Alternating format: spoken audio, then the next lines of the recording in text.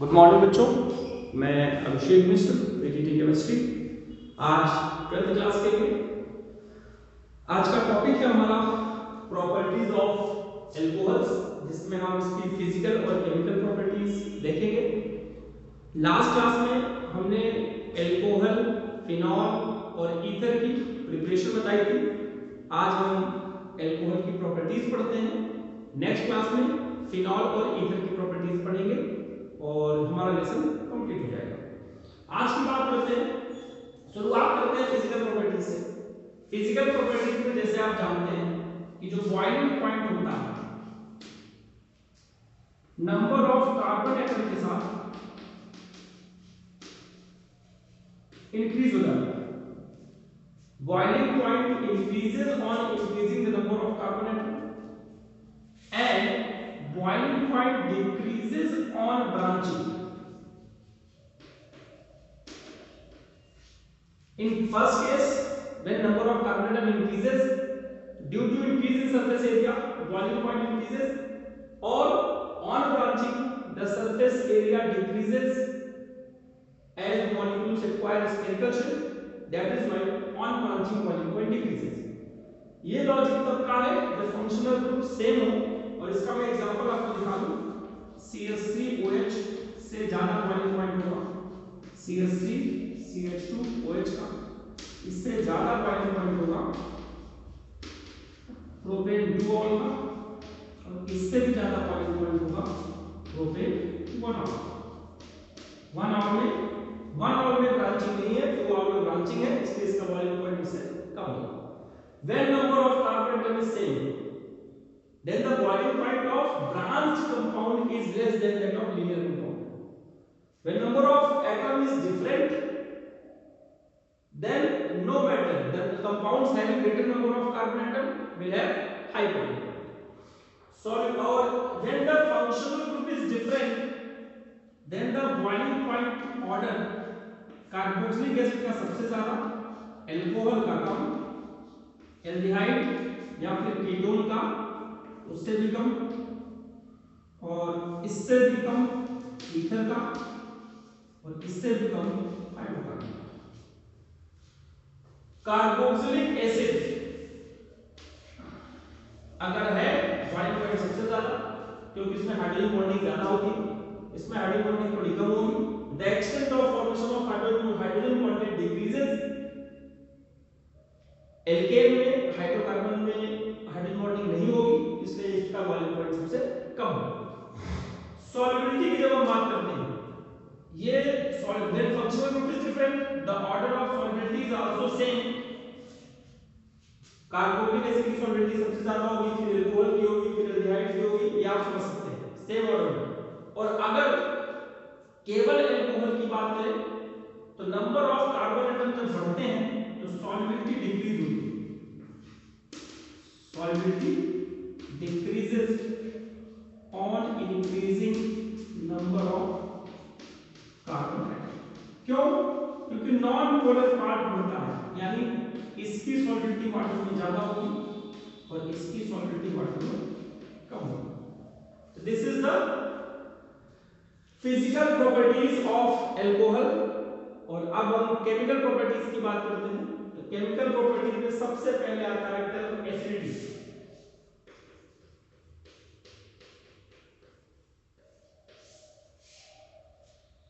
वो compound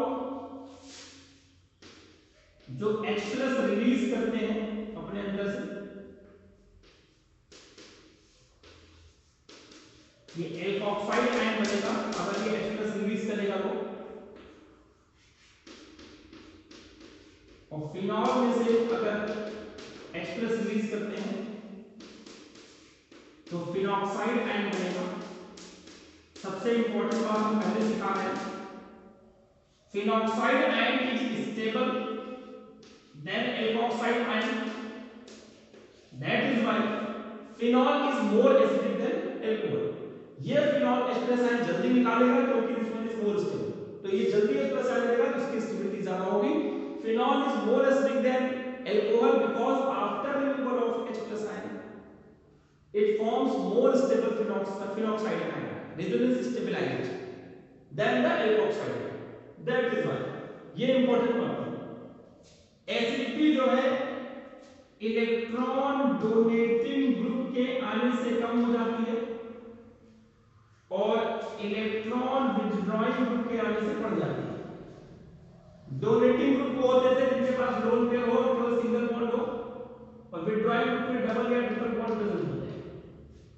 withdrawing group का example दिखा देता हूं। NO2 विथड्रॉइंग ग्रुप है, CHO विथड्रॉइंग ग्रुप है और C triple bond N withdrawing group है। और यहां की बात, और हाइड्रोजन एक्सेप्शन है, इलेक्ट्रॉन डिलीवरी ज्यादा होती है इसलिए एक्सेप्शन है, हाइड्रोजन को छोड़ के बोलते हैं। और यहां पर सिंगल बॉन्ड वाले में CH3 आ जाएगा, OCH3 आ जाएगा, NH2 आ जाएगा, वो आप जानते हैं। ये सब इलेक्ट्रॉन डोनेटिंग ग्रुप होते हैं जिनकी वजह से एसिडिटी कम हो जाती है। ये इलेक्ट्रॉन डोनेट करते हैं सिस्टम। अब इस चीज को समझिए, अगर हम वाटर की बात करें और वाटर को कंपेयर करें एल्कोहल से, और एल्कोहल को कंपेयर करें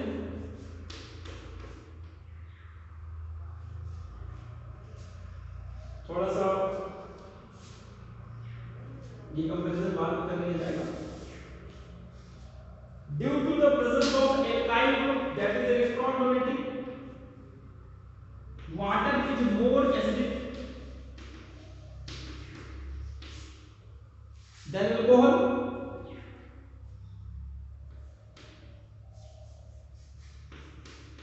फिनॉल की वाटर से कंपैरिजन करें तो phenol is more acidic than water, क्योंकि ये H+ निकलेगा, फिनॉक्साइड आयन स्टेबल बनेगा, हाइड्रोक्साइड आयन से ज्यादा स्टेबल होगा। तो कुल मिलाकर हम ये कह सकते हैं जो सही ऑर्डर होगा एसिडिटी का, फिनॉल, फिर वाटर, फिर एल्कोहल। और एल्कोहल में भी आप समझ सकते हैं, अगर 1 डिग्री एल्कोहल रहेगा तो एसिडिटी ज्यादा रहेगी, 2 डिग्री की कम हो जाएगी। हम इसको यहां से समझ सकते हैं, RCH2OH, तो एल्कोहल की बात करें एसिडिटी ज्यादा। अगर यहां पर 2 R आ जाए, ये 2 डिग्री है, एसिडिटी कम। यहां पर 3 R आ जाए, एसिडिटी और कम। तो due to the presence of alkyl acidity decrease हो रही है, more number of alkyl less acidic type. और आप जानते हैं एसिडिटी डायरेक्टली प्रोपोर्शनल होती है डिसोसिएशन कांस्टेंट। इक्विलिब्रियम में डिसोसिएशन कांस्टेंट आपने पढ़ा था 11th क्लास, याद करिए। अगर ये एसिड है, जैसे ये एल्कोहल है, ये H+ आयन रिलीज कर रहा है R H+, तो यहां पर Ka लिख देते हैं equilibrium constant R H+ upon RH। This is equilibrium constant for acid, product की कंसंट्रेशन अपॉन रिएक्टिविटी कंसंट्रेशन। तो Ka की वैल्यू बढ़ेगी जब H की वैल्यू बढ़ेगी H+ की, तो Ka directly proportional to acidity और it is inversely proportional to 1 upon Pk। यानी Pka अगर ज्यादा होगा तो एसिडिटी कम होगी और Pka कम होगा तो एसिडिटी ज्यादा होगी। उल्टा सोच लें, एसिडिटी अगर ज्यादा है तो Pka कम होगा और एसिडिटी अगर कम है तो Pka ज्यादा होगा। इस बात को आप समझ सकते हैं। अब अगर ये बात कही जाए कि आप ये प्रूव करके दिखाइए कि एल्कोहल एसिडिक है या फिनॉल एसिडिक है, हम फिनॉल की एसिडिटी भी एक्सप्लेन कर देते हैं, तो फिनॉल में करने की जरूरत नहीं पड़ेगी। तो ये कहा जा सकता है कि जब हम किसी एल्कोहल की रिएक्शन, देखिएगा ये acid plus metal, it gives CH3 CH2 ONA plus half H2, या आप देख सकते हैं सॉल्ट प्लस H2 गैस। और अगर यहाँ 2 लगा देते हैं, ये 2 ये 2 ये 2, तो यहाँ भी 2 आ जाएगा, 2 से 2 कैंसिल हो जाएगा। अब इन्होंने कहा कि अगर ये 3 डिग्री एल्कोहल भी है तो ये एसिडिक होगा, क्योंकि सेम रिएक्शन एल्यूमिनियम से हम करा रहे हैं, CH3C, एल्यूमिनियम की वैलेंस C3 होती है, तो फॉर्मूला बनेगा ये बनेगा CH2। ये आप चेक कर लीजिए, ये एसिड है, ये मेटल है, ये सॉल्ट है और H2 गैस निकल रहा है। जब कोई एसिड मेटल से रिएक्शन करता है तो सॉल्ट बनता है, हाइड्रोजन गैस निकलती है। हाइड्रोजन गैस फॉर्म साउंड आपको याद होगा। These two reaction indicates alcohol are acidic in nature. In case of phenol, same reaction takes place. When phenol reacts with sodium metal, sodium phenoxide, that is also a salt, plus H2 gas is formed. 2. One more reaction for phenol, acidic nature. Phenol, when treated with NaOH, it gives sodium phenoxide plus water. Acid plus base is equal to salt plus water. This is neutralization reaction. आप इसको आसानी से समझ सकते हैं। These are the reaction which indicates acidic nature of alcohol. अब हम बात करते हैं, एसिडिटी का टॉपिक हमारा खत्म हो गया, पहली केमिकल प्रॉपर्टीज की।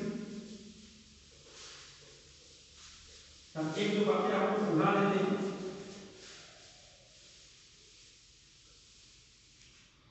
कि किसी भी एल्कोहल की reaction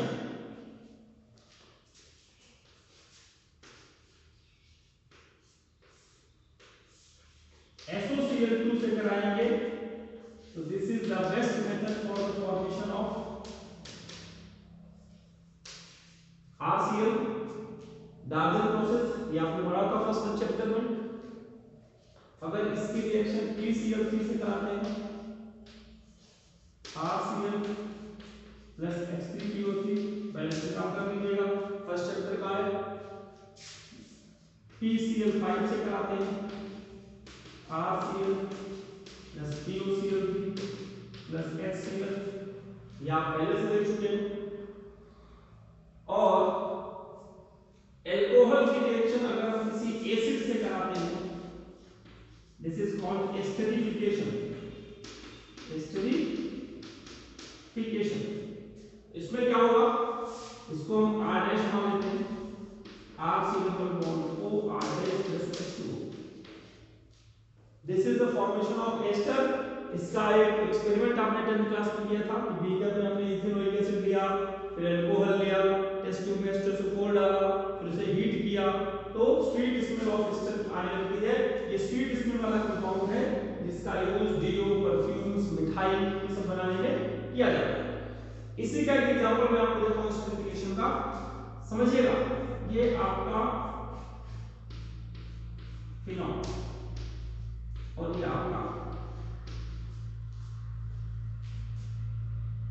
2-hydroxybenzoic acid, when it reacts with CH3COCl या फिर CH3COO CH3CO का होल्ड ट्वाइस एसिड एनाइड्राइड, यदि जब इसका एस्टरिफिकेशन कराते हैं, एस्टरिफिकेशन में एसिड से रिएक्शन होता है, एसिड हैलाइड से रिएक्शन होता है, एनाइड्राइड से रिएक्शन होता है। तो ये आपका कंपाउंड O के साथ COCH3 आ जाता है और एसिड एल्डिज रहता है। This is called aspirin. This is called aspirin. Aspirin किस काम में आता है भाई? डिस्प्रिन यही है पेन किलर, इसे को हम एनाल्जेसिक कहते हैं, जो एज ए पेन किलर हम यूज करते हैं, हार्ट अटैक के केस में इसको यूज किया जाता है। अब हम बात करते हैं अगली केमिकल प्रॉपर्टीज की।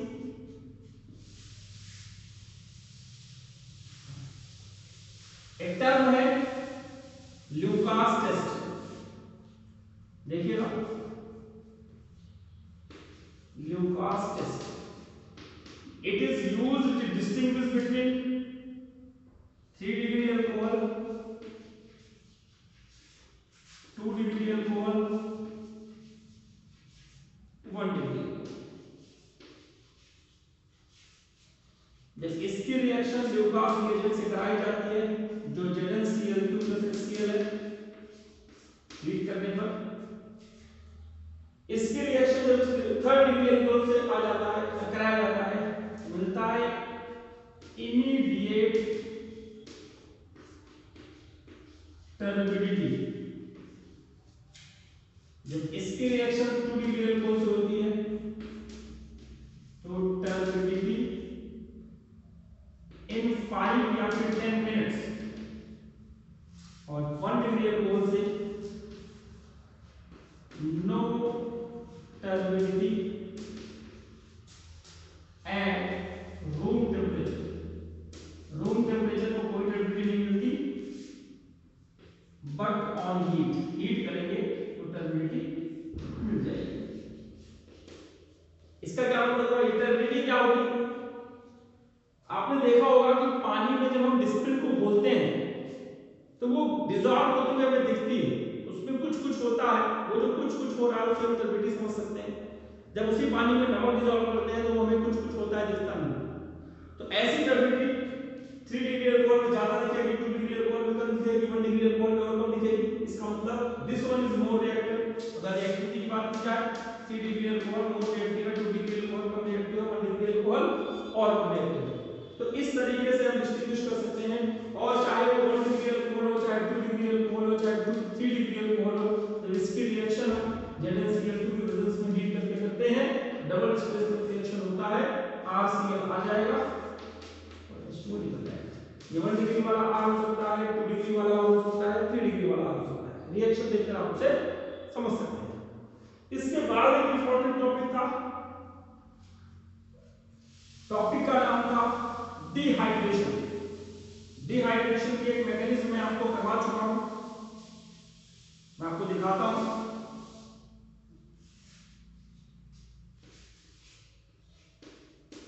नाम से पता चल रहा है वाटर का मॉलिक्यूल्स रिमूव करना है in presence of strong acid H2SO4। इन्होंने कहा CH3CH2OH कंसंट्रेटेड H2SO4 443 केल्विन, तो प्रोडक्ट बन गया एल्कीन। याद रखिएगा यहां पर स्ट्रॉन्ग एसिड की जरूरत पड़ी है 1 डिग्री अल्कोहल। 2 डिग्री अल्कोहल की बात करते हैं। अब ये कह रहे हैं कि 85% H3PO4 से काम चल जाएगा। इसका मतलब स्ट्रॉन्ग एसिड लेने की जरूरत नहीं है, टेंपरेचर भी थोड़ा डिस्काउंट हुआ। इसका मतलब 2 डिग्री अल्कोहल को डिहाइड्रेशन कराने के लिए बहुत ज्यादा मेहनत करने की जरूरत नहीं है, इसकी रिएक्टिविटी से ज्यादा। This one is 2 degree alcohol. Third one is 3 degree alcohol. इसमें क्या बोला गया? 20% H3PO4 से काम चल जाएगा, टेंपरेचर को भी 350 केल्विन या फिर 358 या 368 ऐसा कुछ है। इसको करने के बाद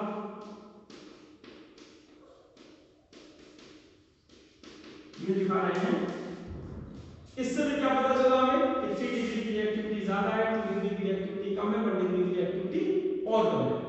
तो ये सारी अल्कोहल की प्रॉपर्टीज थी जिसमें हमने एसिडिक नेचर का देखा, मेटल से रिएक्शन देखा, एसिडिक रिएक्शन शो करने के लिए SOCl2 से रिएक्शन देखा, PCl3 से देखा, PCl5 से देखा, मोस्ट इंपोर्टेंट एसिडिफिकेशन देखा, जब फिनॉल का यूज करके एस्प्रिन बनाते हैं, conversion of phenol into aspirin आता है, फिर फिनॉल से ये बनाएंगे salicylic acid then aspirin. Phenol की रिएक्शन में पढ़ लेंगे कैसे बनेगा, ये कोल्बे रिएक्शन से बनता है, ये हम अगले उसमें देखेंगे, रीमर डीमर और कोल्बे रिएक्शन है। इसके बाद हम बात करें तो आपका ये डिहाइड्रेशन का था, और उसके बाद हम बात करें, अब इसके पहले जो देखा आपने Lucas test. Lucas test is used to distinguish between 1 degree alcohol, 2 degree alcohol and 3 degree alcohol. तो ये सारी प्रॉपर्टीज अल्कोहल की केमिकल और फिजिकल प्रॉपर्टीज थी, और अगले क्लास में हम कोशिश करेंगे आपको फिनॉल और ईथर की प्रॉपर्टीज बता के चैप्टर कंप्लीट करने की। आपसे उम्मीद है कि आपको ये क्लास जरूर समझ में आएगी, और इसके होमवर्क रिलेटेड क्वेश्चन आप एनसीईआरटी से करेंगे। एनसीईआरटी में एक्सरसाइज के फर्स्ट 2 पेजेस आप आराम से कर सकते हैं। फिनॉल के कुछ क्वेश्चन में दिक्कत आएगी, हम अगली क्लास में क्लियर कर देंगे। फिर से लास्ट में यही कहूंगा, कोरोना से अपने आप को सुरक्षित रखिए, मास्क का उपयोग करिए, सोशल डिस्टेंसिंग का पालन अच्छा लगेगा। और पेशेंस बनाए रखिए, जैसे ही स्कूल खुलेगा आपको बुलाया जाएगा। हम लोग भी चाहते हैं बच्चे हमारे आए, हमें भी अच्छा नहीं लग रहा। और इसी की शुभकामनाओं के साथ आज की क्लास यही खत्म करते हैं, बाकी अगली क्लास में। धन्यवाद।